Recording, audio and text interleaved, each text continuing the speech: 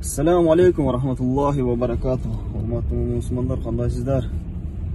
Амансыздар. Bunlar özüңүздөр билгендей эле мына бүгүн 29-у, эртең 30-у, 31-де билесиңер, мына ол имансыздардын майрамы болот.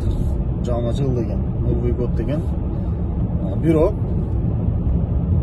азыр эми мына WhatsApp деген бала бар, группа деген туғандар группасы, достор группасы, соседтер группасы, коллегалар группасы, таксисттер группасы, жамаат группа, короче, группанын түрү көп.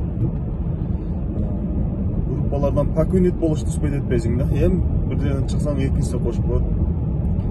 Ошол группаларда уже келе баштады. Жаңы жыл бизге бирдеги алып келет, жакшы келсин, берекелүү болсун, куда болсун, буда болсун. Эми онун ичинде жөнөкөй эле сөз эмес да.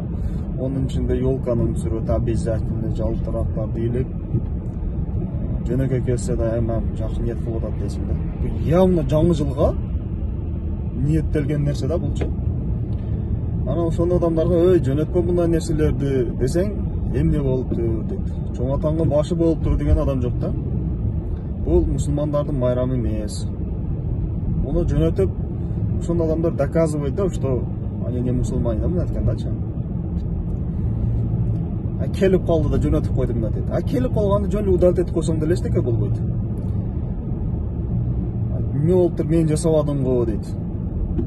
Мен жасабадым, мен кылбадым. Бирок сен ошону таратканга жардам берип атасың, таратып атасың ошону. Жүрөгүндө иманы слабыйлар баягындайлар бар го бизде. Эл неме десе ошо да дейт.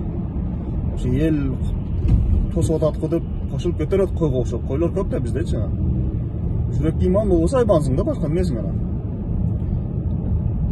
Elime de oda da ketти ушундай. Эми айтсаң сөз көп, туугандар, бул жаңы жыл биздин майрам эмес. Бири-бириңерге жөнөтпөй эле койгула, группаларга жөнөткөндөргө личкасына чыгып жөнөтпө тууган деп айтсаңар кайтып жөнөтпөйт ол. Ол отуруп алып, бир эле группада отурбайт да ол. Жок дегенде бир 10 группада отурат, бардыгы жөнөтөт. Эми бир ырлар келет, эми ширк толтура ичиндечи. Эми даттыгы мейли, кичине терпима. Onun içinde şirk dağı, böyle better. Oşun orada bir hadis jönötүп ошо жаңылык карата ошондой язычниктердин мына ол имансыздардын майрамына караша бир хадистер жөнөтүп ошо пайдалуураак болот.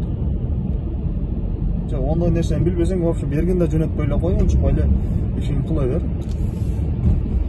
Таратпастан. Так что, туугандар, мындай каяктык бейман нерселерди группага жөнөтө бербеңиздер. Мусулмансыңбы, өзүң диниңе үйрөн. Наоборот, калпырларга өзүңө окшотпостон. Ким өзүнү кимге окшотса, акыретте ошол менен чогуу тирилет деген хадисти билесең, билет бардыгы эле билет. Все равно.